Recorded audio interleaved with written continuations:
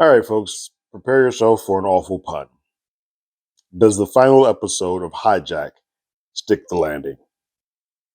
Yeah, no, it hurt. It hurt me too.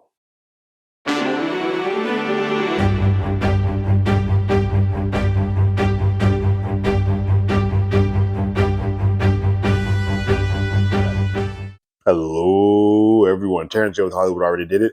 If you haven't already, go ahead, like, share, subscribe to the channel, leave a comment below, ring that bell. Anytime we have something, you will be among the first to know.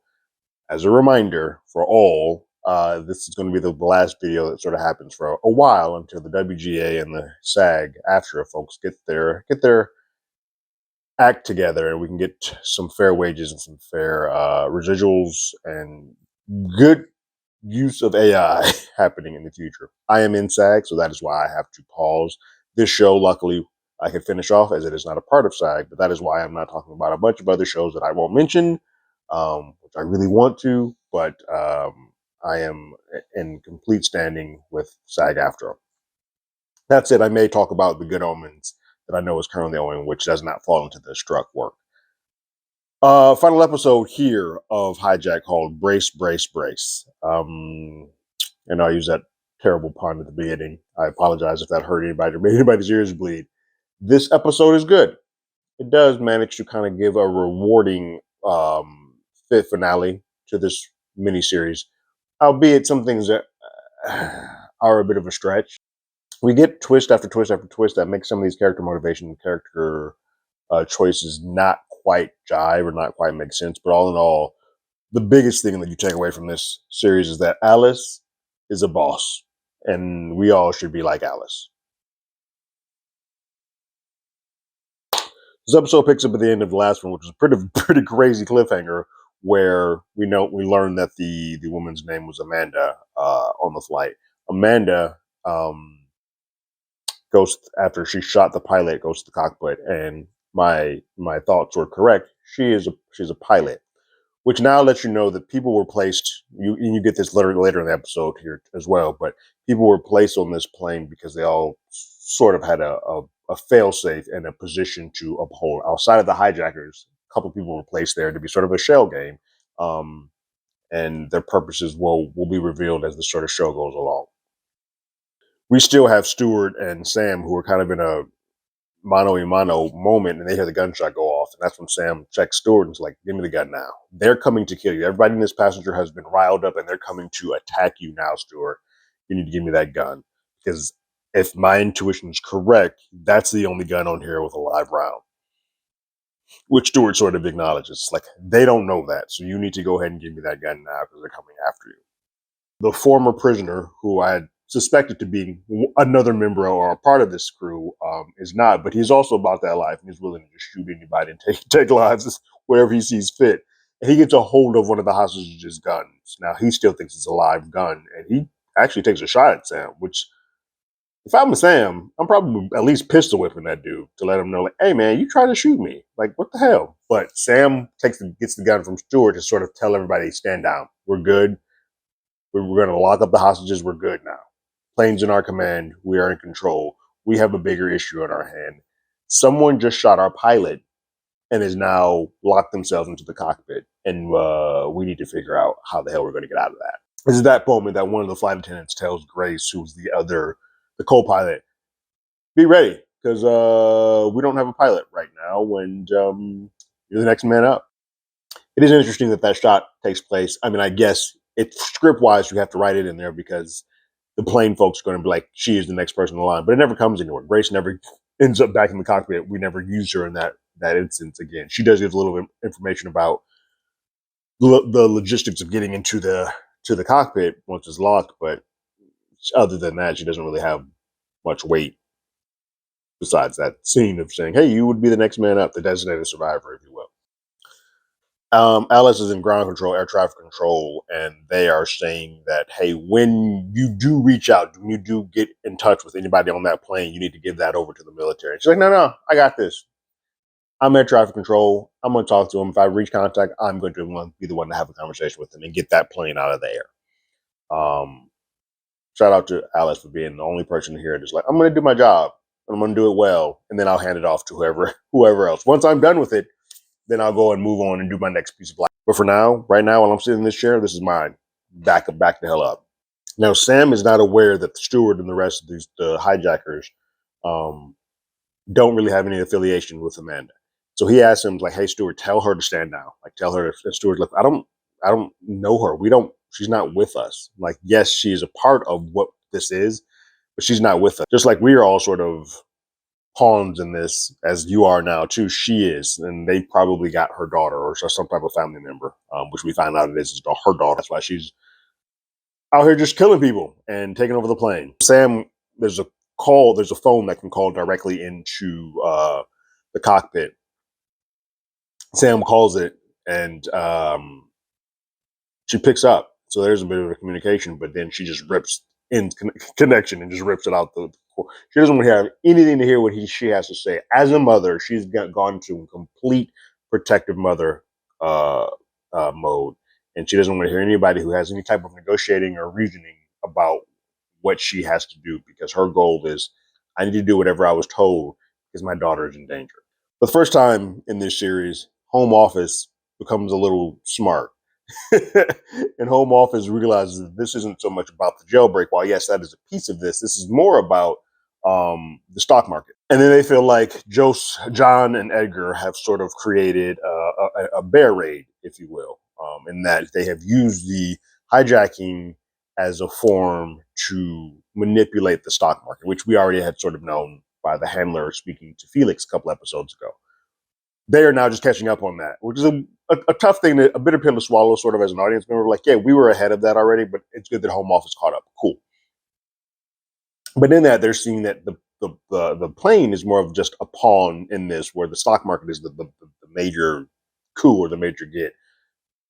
Also releasing 2 prisoners. So at that point, they start weighing the back and forth of what to do with that plane. This is at that point they start to hear that they no longer have. There's no control of the plane. The plane is no longer run by one of our pilots. Somebody else has locked themselves in there, but they're like, and it's starting to change trajectory and go off course, and now head directly to the capital of London.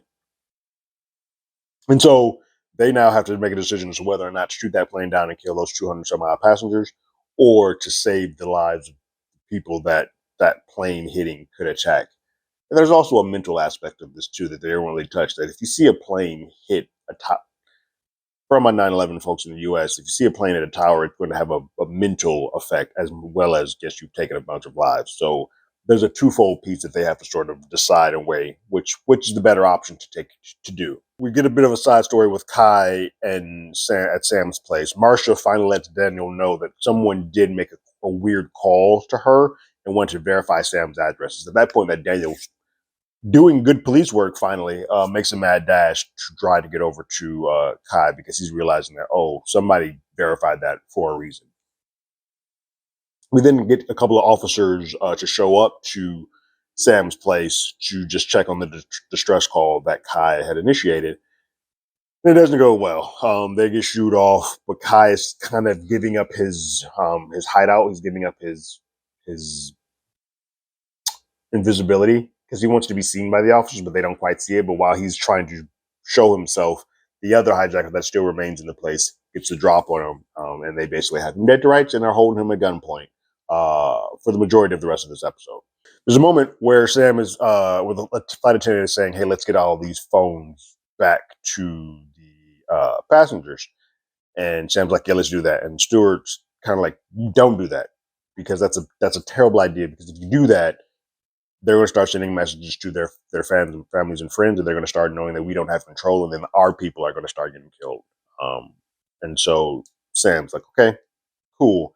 So he grabs his phone and he makes a call to Alice at air traffic control, and has a first time that the best 2 characters in the show actually have a conversation with each other in the final episode. But they speak, and Sam starts blowing smoke up Alice's ass. She's like, "Yeah, no, the pilot is still up in there. We all good up here." Alice is immediately like, "Hey, Sam, real quick, I need you to stop BSing me. Like, if you don't tell me the truth, I can't help you get that plane out there. So I need to know exactly what's happening." So it's that point that Sam steps away a little bit and kind of tells him, like, yo, real quick, Plane is jacked up. Amanda has taken over the cockpit, and we don't see an end in sight. Now, at this point, there are jets, kind of like a couple episodes ago. There are jets flying side by side with it. That the only thing possible is to shoot them out the air, and he doesn't really want to give Alice the heads up that we don't have control of this plane. No one here has control of this plane, and the person who does has locked themselves in the cockpit, and we can't get in, and they've changed trajectory. Because in telling them all of that, that means that this is basically a flying missile at this point. And so Home Office now has to make a harder decision as to whether or not to shoot that plane down or to allow them to land and come up with another way, or land or crash and come up with another way to evacuate some of the key spots of that area. That is what Home Secretary and them decide to do. Actually, he gets outranked. She comes in and says, Secretary of State comes in and is like, no, we're not going to shoot the plane out the air. Call the jets off. We're going to evacuate key locations and get those people to safety, and not shoot down a good percentage of the people in that plane are our citizens, and we're not going to shoot that down. It's a decision she has to live with. Is it the right decision? Who knows? Morally, it winds up obviously with the script. We will see at the end it does, but it can go either way. But that's the choice she made, and thus the jets fly off. At that point, that Alice is like, "Well, cool, Sam. Jets are flying off. Jets are taking off. We have a little bit more time. Let's get inside that cockpit and let's figure out what the hell's happening with Amanda." Throughout this entire time, Amanda is sending messages to Edgar to say, "Hey, what's the signal? Are we there now? Question mark, question mark, question mark." Because she's supposed to get some type of a text back from him in all of this. We then see Edgar and John, who are just watching the stock market fluctuate and go down, and they're pretty rich off. They're good now. They've got money, but Edgar wants more, and Edgar starts getting greedy. And he doesn't want to respond back to Amanda until he gets more shares and more money put into his pocket.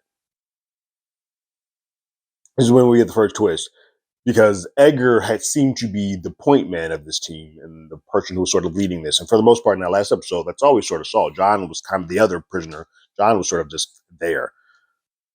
Yeah, John has his number two go and just shoot Edgar in the back of the head.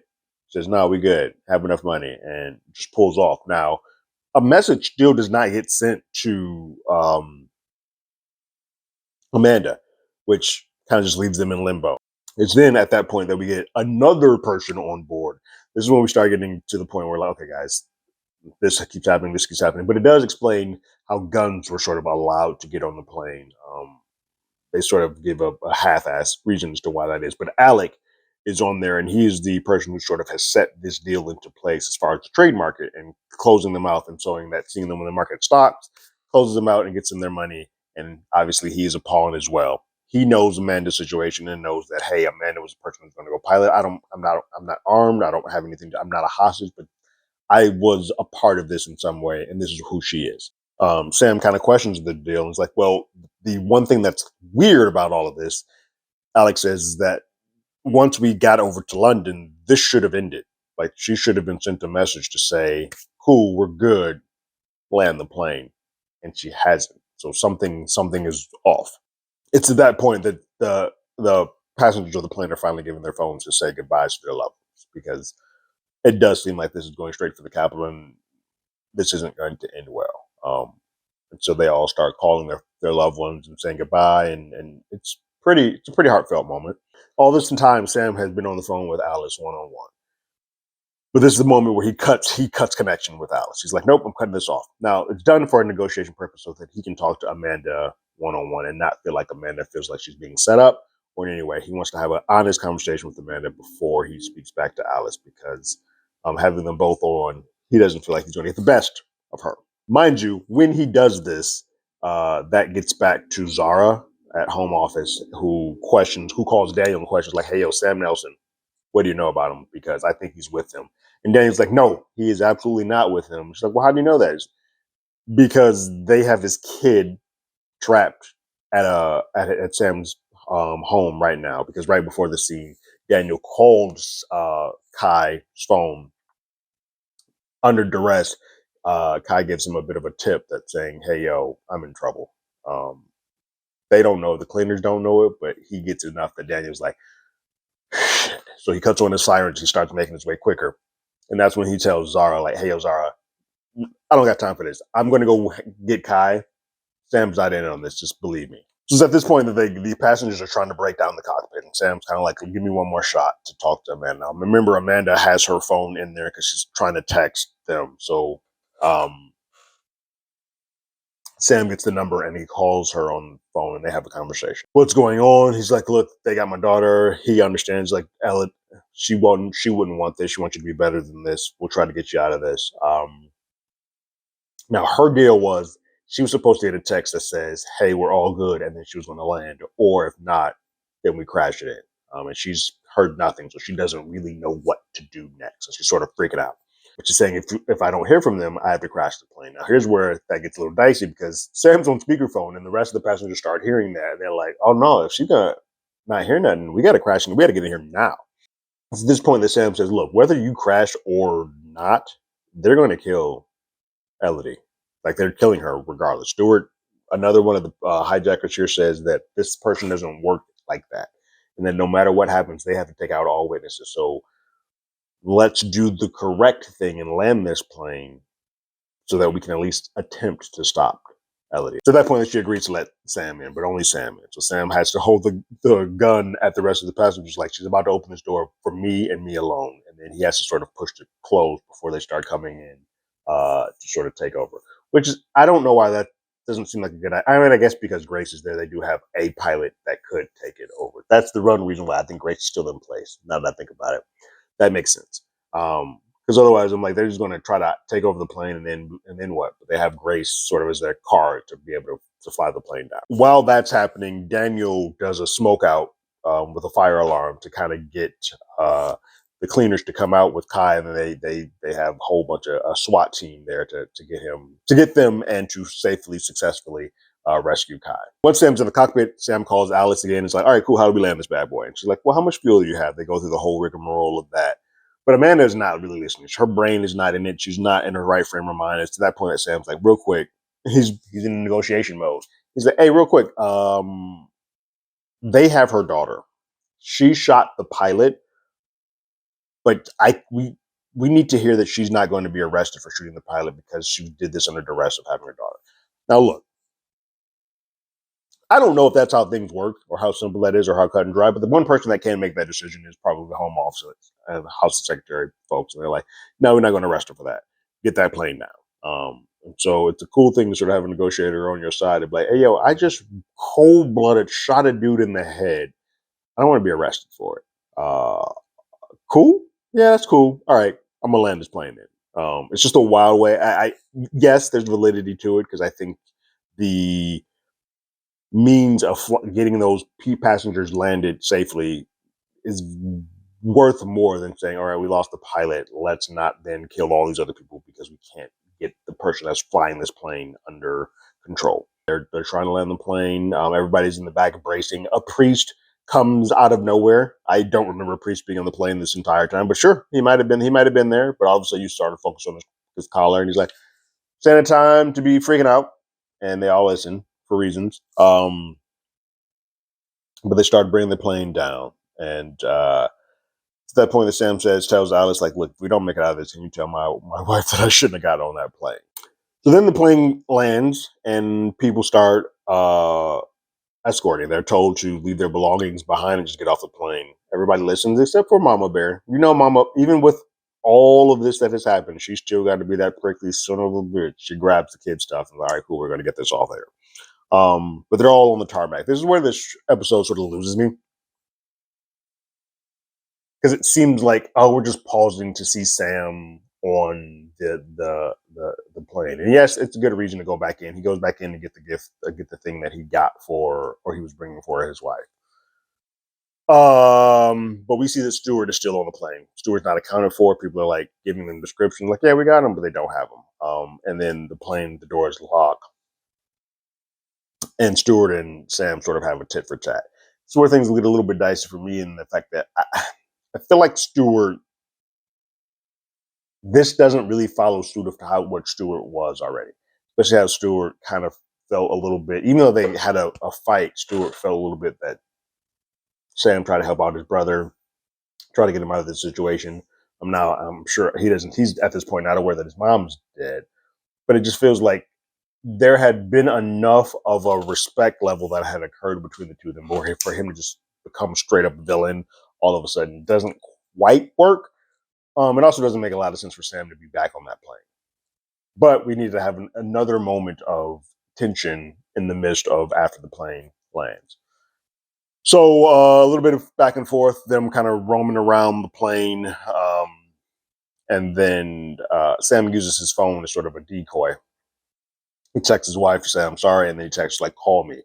At that, he sets his phone up into the bathroom. It goes off, starts ringing. Stewart checks it, got him dead to rights, knocks the gun out, and then SWAT all of a sudden is able to frag and enter into the plane and stop Stewart. And then Sam gets off the plane, and the episode and series ends. A good finale. Like it does what it's supposed to do. I think again the best stuff of this entire series has always been on the plane, and the stuff that happens with Alice in air traffic. She's the other good character that happens in this show. But there's a lot of questions that just don't get answered. I don't know if that's a normal thing for these type of miniseries. Like John and his pawn, his number two, are off in the wind. They got the money. Like I there are a lot of things that don't just get answered, and we're kind of just like, cool, which is fine because I think the prime story is Sam and Sam getting off that plane, and Sam getting off that plane and going to go see his kid. His wife's not coming back to him; she's completely gone. That's another part that's going to just sort of happen up. So it's a weird thing that U.S. audiences typically are used to everything sort of getting tied up in a bow, where this one, the majority of things are kind of dangling. And we don't get a clean answer to all of them. Stewart going to prison, we don't get any answers there. We don't get answers about John and his pawn. We don't get answers to Sam and what happened to the family. None of those are answered. But what we do get is that plane got landed, and Sam did what he was supposed to do to negotiate that plane back down. I do love my favorite part, probably after all of this, is Alice being told after everything is sort of settled down that, hey, you're at the school call and your kid's in trouble or sick, something like that. And she just gets up and goes back to, she unplugs her headset and gets back into mommy mode, like, cool, well, I did what I'm supposed to do. Now my job is to go take care of my son. Like I don't know why, it's just a lot about her character that just meant a great deal. All in all, a fun miniseries. It was good to sort of watch it and watch it in real time. Twist on top of twist on top of twist thing that we had in the last two episodes was fun. It didn't quite always make sense or always jive, but I love that these guys always had a fail safe. And with each fail safe, it got more and more like, oh crap, I don't know how this is going. What did you guys think about the finale of Hijack called Brace, Brace, Brace? Did you want more answers? Or are you kind of just like, nope, the main story of the plane being hijacked has been answered. All the other things that occurred are sort of superfluous, and while it would be cool to know, aren't necessary for the enjoyment of what I got in the main miniseries. If you haven't already, you can follow us on Twitter at Hollywood80i, although I think we're going to be switching over to Threads pretty soon. And then you can email us at hollywoodalready@gmail.com. We also have a podcast by the same name, just Google Podcasts, Spotify, Apple Podcasts, anywhere that plays podcasts. We're there. As I said before, we're going on a bit of a pause until everything sort of gets worked out with SAG. So if there are any shows that are not struck, that are not SAG after works, that you'd like me to talk about, besides Good Omens, because I think I will do that one, shoot them towards me. So leave them in the comments or shoot me an email, and I will keep the show, I will keep things going, because I don't want to just go cold turkey, but I do want to respect what SAG has asked of me. But like always, I got my ticket. You got yours.